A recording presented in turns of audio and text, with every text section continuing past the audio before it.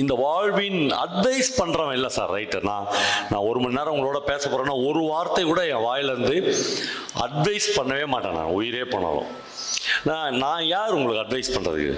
ஏன்னா என் வாழ்க்கை உங்கள் வாழ்க்கை வேற கிடையாது. ஒரு பிஹெச்டி இங்கே உட்காந்துக்கிறாரு, அவருக்கு கார் ஓட்டுற அவருடைய டிரைவர் பின்னாடி உட்காந்துக்கிறார். 2 பேர் இருக்காரு. 2 பேருமே இப்போ என்ன டிபியில் வந்து பார்த்தாங்க. இன்னைக்கு 9 மணிக்கு இந்த மீட்டிங் முடிச்சுட்டு பிஹெச்டி சார் அவங்க வீட்டுக்கு போக போகிறாரு, டிரைவர் அவங்க வீட்டுக்கு போக போகிறாரு. 2 பேருடைய வாழ்க்கையும் வேற, 2 பேருடைய சம்பளம் வேற, 2 பேருடைய வாழ்க்கை தரம் வேற, 2 பேரும் வந்திருக்கிற கிளாஸ் வேற. இவங்க 2 பேருக்கும் இந்த உலகத்தில் ஒரு பொது நியாயம் இருக்கவே முடியாது. ஒரு நீதிபதிக்கும் ஒரு திருடையே தொழிலாக கொண்ட ஒரு திருடனுக்கும் ஒரு நியாயம் இருக்கவே முடியாது. அவனுக்குள்ள ஒரு ஜஸ்டிஸ் வச்சுக்கிறான். நான் அந்த வேலூர் புத்தக கண்காட்சியில் பேசும்போது சொன்ன இன்னொரு விஷயம், என்னுடைய நண்பர் அப்படின்னு சொல்லிக்கிட்டு நான் ரொம்ப பிரியப்படுற திருடன் மணியம் பிள்ளைன்னு ஒத்துக்கிறார், கேரளாவில் கொல்லத்தில் இன்னும் இருக்கார். அவர் வந்து நீங்கள் நம்பணும், அவருடைய ஒரு ஆட்டோபயோகிராபி புத்தகத்துக்கு சாகித்ய அகாடமி விருது கிடைச்சிச்சு. இங்கே இருக்கிற இலக்கிய நண்பர்கள்லாம் கிடைக்கும் தெரியும். நான் ஒரு தடவை கேரளாவுக்கு ஒரு பெரிய கிரிமினல் லாயர் வந்து கொல்லத்தில் அவருடைய புத்தகத்தை வெளியிடுறதுக்கு என்னை கூப்பிட்டுருந்தார். நான் போயிருந்தேன். கவர்மெண்ட் கெஸ்ட் ஹவுஸில் எனக்கு ரூம் போட்டிருந்தாங்க. நான் வந்து திருடன் மணியம் பிள்ளைக்கு ஃபோன் பண்ணி அந்த கெஸ்ட் ஹவுஸ்க்கு வர சொல்லியிருந்தேன். அவர் வந்திருந்தார். இந்த லாயர் வந்து அவர் குடும்பத்தோடு வரவேற்கிறதுக்கு என்ன வந்திருந்தார். வந்தோடனே நான் அவருக்கு இன்ட்ரடியூஸ் பண்ணேன். சுரேஷ், இவர் வந்து திருடன் மணியம் பிள்ளைன்னு. அவருக்கு ஹார்ட் அட்டாக்கே வந்துடுச்சு. அவர் நான் ஏதோ தப்பாக சொல்கிறேன்னு கல்வனோ அப்படின்னு கேட்டார். கல்வன் திருடனோ ஒன்று பக்கா கல்வன் நான். இவரை ஏன் நீ வர சொல்லிக்கிறாங்க அந்த மாதிரி என்னை பார்த்தாரு. அப்போ நான் அடுத்த ஷாக் சொன்னேன். ஒன்றும் இல்லை, இவருடைய ஆட்டோபயோகிராபிக்கு சாகித்ய அகாடமி விருது கிடச்சிக்குது என்ன. ஐயோ எந்த தெய்வமே அப்படின்னார் அவர். இந்த திருடன் எழுதின புஸ்தகத்துக்கு சாகித்ய அகாடமி புஸ்தகமா அப்படின்னு அவார்டா அப்படின்னு கேட்டார். எப்பயுமே நண்பர்களே, நான் இன்றைக்கு ஒரே ஒரு விஷயம் சொல்கிறேன். திருடர்கள், பாலியல் தொழிலாளிகள், திருநங்கைகள், கூட்டி கொடுப்பவர்கள், பிச்சை எடுப்பவர்கள், பிட்பாக்கெட் அடிப்பவர்கள் என்று ஒரு கேட்டகரியை நீங்கள் போட்டுக்கினே போனீங்கன்னா உலகத்தில், இந்த உலகத்தில் எழுத ஆரம்பித்த எல்லா எழுத்தாளர்களும் இவர்கள் பக்கத்தில் தான் இருந்திருக்கிறாங்க. எந்த கனவான் பக்கத்திலும், எந்த பணக்காரன் பக்கத்திலும், எந்த அதானிக்காகவும் ஒரு வரியை ஒரு எழுத்தாளன் எழுதினதே இல்லை. அப்படி எழுதினவன் எவனும் எழுத்தாளனாக இருக்கவே முடியாது. இந்த பாவப்பட்ட அல்லது பாவப்பட்டதாக அறியப்பட்ட, என்ன சார் நீங்கள் பேசுறதே ரொம்ப தப்பாக, ஒரு திருடன் கூட ஒரு எழுத்தாளன் இருக்க முடியுமா அப்படின்னு நீங்கள் கேட்டிங்கன்னா, அதான் அவன் ஏன் திருடன் ஆனான் அப்படி நிறைய அதுக்குள்ள பெரிய விவாதங்களையும் தர்க்கங்களையும் எழுத்தாளன் ஒரு நாளும் உங்களுக்கு உருவாக்கி கொண்டே இருக்கிறார். அப்போ வந்து திருடன் மணியம் பிள்ளை வந்து சுரேஷ்குமார் வந்து பார்க்கும்போது அவர் அடுத்த கேள்வி அவரை கேட்டார், நீ என்னை பார்த்துருக்கியா அப்படின்னு கேட்டார். மணியம் பிள்ளை சொன்னார், 20 வருஷமா அந்த கோர்ட்டில் உங்களை பார்த்துனே இருக்கிறேன் சார்னார். ஏன் திருடன் மணியம் பிள்ளை வந்து அவ்வளோ பெரிய ஆளாக கருதப்பட்டார்னா, அவருடைய ஆட்டோபயோகிராபியில் அவர் சொல்கிறாரு, இந்த போலீஸ், கேரளா போலீஸ் மட்டும் ஒரு 20 நாள் லேட்டாக என்னை அரெஸ்ட் பண்ணியிருந்தாங்கன்னா அரெஸ்ட் பண்ணியிருக்க முடியாது. 20 நாள் தாமதித்து இருந்தால் நான் சென்ட்ரல் மினிஸ்டர் ஆயிருப்பேன்றார். ஏன்னா மணியம் பிள்ளைக்கு ஒரு பிரபலமான அரசியல் கட்சியில் எம்பி சீட்டு கொடுத்துட்டாங்க, திமுக தொகுதியில். அவர் டெபாசிட்லாம் கொடுத்து இது எலெக்ஷனில் நின்று பிரச்சாரம் பண்ணியிருந்தார். பிரச்சாரத்துக்கு போகும்போது தான் அவர் அரெஸ்ட் பண்ணிட்டாங்க. ஒரு 20 days வெயிட் பண்ணியிருந்தாங்கன்னா சென்ட்ரல் மினிஸ்டர் ஒன்றுமே பண்ணியிருக்க முடியாது அவரை. ஆனால் கண்டுபிடிச்சிட்டாங்க அதுக்குள்ளே, இவர் தான், இந்த மணியம் பிள்ளை தான் கர்நாடகாவில் போய் செட்டில் ஆகிருக்கிற இன்னொரு மணியம் பிள்ளைன்னு கண்டுபிடிச்சி அவர் அரெஸ்ட் பண்ணிட்டாங்க. ஏன் மணியம் பிள்ளை ரொம்ப முக்கியமான ஆளாக எல்லாருக்கும் கருதப்பட்டார்னா, நான் பல முறை பல புத்தக கண்காட்சியில் பேசும்போது அவருடைய லைஃப்லேருந்து ஒரு சின்ன இன்சிடென்ட் சொல்லிடுறேன். எல்லார் வீட்லேயும் போய் திருட மாட்டார் அவர். நான் கூட என்னுடைய ஒரு கதையில், வலின்னு ஒரு கதையில், ஒரு திருடர்களை பற்றி, உப்புக்குறவர் அப்படின்னு ஒரு குறிப்பிட்ட கம்யூனிட்டியிலேருந்து ஒரு திருடர்களை பற்றி எழுதியிருக்கேன். அவங்களுடைய என்ன தெரியுங்களா, அவங்களுடைய ஸ்பெஷல், ஒரு வீட்டில் போய் அவங்க ஒரு வாய் சாப்பிடாம திருடவே மாட்டாங்க. ஒருவேளை சாப்பிட முடியலன்னா அந்த வீட்டில் எதுவுமே எடுக்க மாட்டாங்க. சாப்பிட்டுட்டு அந்த சுற்று வட்டாரம் ஒரு 100 மீட்டருக்குள்ள எங்கேயாவது ஒரு இடத்துல அவங்க வந்து டாய்லெட் போயிடுவாங்க. உன் வீட்டில் சாப்பிட்டேன், இங்கேயே அதை வந்து கழிச்சிட்டேன், உனக்கும் எனக்கும் எந்த பகையும் இல்லை, நாம் நண்பர்கள் அப்படின்னு எவ்வளோ முடியுமோ அவ்வளோ திருடின்னு போயிடுவாங்க. அந்த உப்புக்குறவர்னு ஒரு கம்யூனிட்டி. அந்த மாதிரி மணியம் பிள்ளை ஒரு லாஜிக் வச்சிருப்பார். அது என்னன்னா, இந்த புதுசாக பணக்காரன் ஆகி டைல்ஸ் போட்டு கம்ப்ளீட்டாக வேற ஒரு வீடு கட்டுறான் பாருங்க புறநகர் பகுதியில், அவன் வீட்டை மட்டும்தான் அவர் செலக்ட் பண்ணுவார் திருடுறதுக்கு. அந்த மாதிரி ஒரு புது பணக்காரர் வீட்டில் ஒரு மிகப்பெரிய திருட்டை வந்து ரொம்ப கச்சிதமாக முடிச்சுட்டு வீட்டில் வந்து படுத்துருவார் கொள்ளத்தில். காலையில் எழுந்துச்சு அந்த வீட்டுக்காரு தான் வீட்டில் அவ்வளோ பெரிய திருடு போய்க்குதுன்னு தெரிஞ்சிடும்.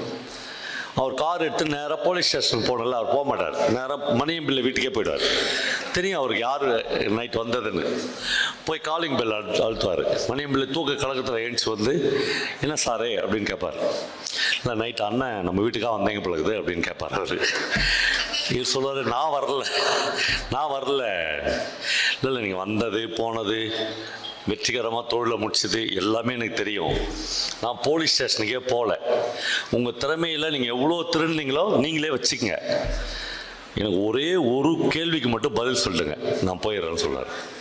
நான் தான் வரவே இல்லையே, அப்புறம் எனக்கு கேள்வி பதிலாக. ஆனாச்சு நீங்கள் வந்ததெல்லாம் கன்ஃபார்ம், அது இப்போ பிரச்சனையே இல்லை, அது கொஸ்டினே இல்லை. இப்போ தெரிய வேண்டியது என் கேள்விக்கு பதில். சரி கேளுங்க. சொல்ல ஒன்றும் இல்லை, புலி மாதிரி 2 நாய் வளர்க்குறேன் எங்கள் வீட்டில். என் மனைவி செத்துட்டா, இந்த பசங்க காப்பாற்றலனா கூட இந்த நாய் 2 என்னை காப்பாற்றிடும் அப்படின்னு உறுதியாக நம்பினேன். இந்த நாயை எப்படி நீங்கள் ஏமாத்துனீங்க அதை மட்டும் சொல்லுங்க, போலீஸ் ஸ்டேஷனுக்கே நான் போகலன்னு சொல்கிறார்.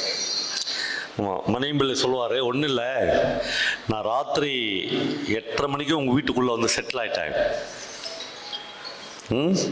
அதுக்கப்புறம் வீட்டு ஃப்ரிட்ஜில் என்ன ஆகுதுன்னு பார்த்தேன், மத்தி மீன் ஒரு 4-5 கிலோ நல்ல மசாலாலாம் போட்டு வச்சுருந்தீங்க. நான் வீட்டில் அடுப்பத்தை வச்சு சோறு வச்சுட்டு குழம்பு வச்சுட்டு அப்புறம் கொஞ்சம் ஃப்ரைலாம் பண்ணேன். இது வரலும் வீட்டுக்காரனுக்கு தெரில. அதான் இதுக்கு அட்ஜாயினா இன்னொரு கதை இருக்குது. பாரத ராஜா ஒரு தடவை அவரோட பேசினது ரொம்ப சொன்னார். பாபா சிவாஜி கணேசனுக்கு ஹார்ட் அட்டாக் வந்துடுச்சு, அப்போலோ ஹாஸ்பிட்டலுக்கு நான் அவரை பார்க்க போய்கிறார். அவர் போனோடனே சிவாஜி அப்படியே அந்த பெரிய உருவத்தோடு எழுந்துச்சி, ராசா வா ராசா அப்படின்னு. என்னன்னாச்சு? அவர் சிவாஜி வந்து ஒரு பெரிய கலைஞர்ல, எல்லாத்தையும் கதையாக சொல்லிக்கிறார். ஒன்றும் இல்லைப்பா, டெய்லி சாப்பிட்டுட்டு ஒரு 2 மணி நேரம் தூங்குவேன். பக்கத்தில் கமலா தான் படுத்திருக்கோம். கரெக்டாக 4:30 மணி அடித்தா கமலா இருக்காது. எனக்கு காஃபி போயிடும், மாமாவுக்கு காஃபி போட போவோம். 5 மணிக்கு நான் எழுந்திருவேன், ஒரு காஃபி கொடுத்து என்னை எழுப்பி விடுவாங்க. அப்படி தான் டெய்லி நடக்கும். அன்னைக்கு 4:30 மணி இருக்கும், நெஞ்சு வலிக்குது, வேர்த்து கொட்டுது, அட்டாக். டேபிள்லேயே நான் சாப்பிட வேண்டிய மாத்திரை, நாக்கு கடியில் வைக்க வேண்டிய மாத்திரை இருக்குது, எடுக்க முடியல. எடுக்க ட்ரை பண்ணால் நான் கீழே விழுந்துருவேன், அவ்வளோதான். அப்புறம் என்ன, அவ்வளோதான் சோலி முடிஞ்சிடுச்சுன்னு முடிவு பண்ணிட்டேன். சோலி முடிஞ்சிடுச்சு அப்படின்னு நினைக்கும் போது அன்னைக்கு 4:30 மணிக்கே காஃபியோட கமலா ரூமுக்கு வந்து மாமா காஃபி அப்படின்னு கேட்டுச்சு.